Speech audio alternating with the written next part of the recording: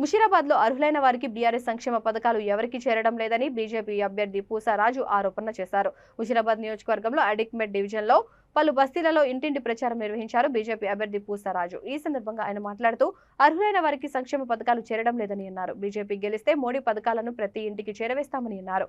40,000 అత్యధిక మెజారిటీతో గెలుస్తానని ధీమా వ్యక్తం చేశారు.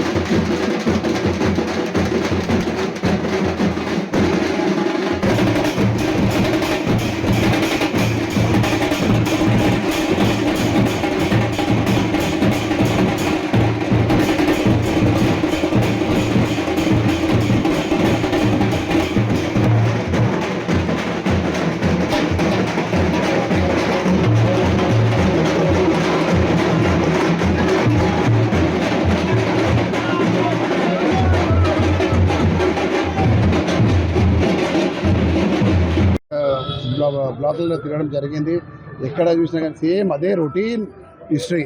ఎక్కడ పోయినా కానీ కూడా ఎమ్మెల్యే వచ్చిన బాపతులు ఏమంటారు, ప్రస్తుతం ఉన్న టీఆర్ఎస్ ఎమ్మెల్యే గోపాల్ ఏ రోజు కూడా ఈ ముఖాన రాలేదు. గెలిచిన తర్వాత కానీ ఎక్కడ చూసినా ఇదే చెత్త చెదారము, మురికి నీరు, డ్రైనేజ్ పొంగడము, కలుషిత నీరు రావడము, ముఖ్యంగా మరి ఏవైతే అభివృద్ధి సంక్షేమ పథకాలు ఏవైతే అవి ఎవరికి కూడా ఎవరికి ఇవ్వకపోవడము, ఇవన్నిటి కూడా తీవ్రమైన నిరసనతో ఉన్నారు వాళ్ళంతా కూడా ప్రజలు.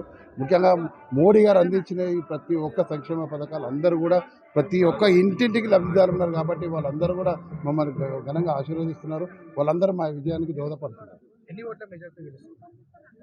అది భారీ మెజార్టీ ఉంటుంది, కానీ మేము ఒక 40,000 దాకా ఎక్స్పెక్ట్ చేస్తున్నాము.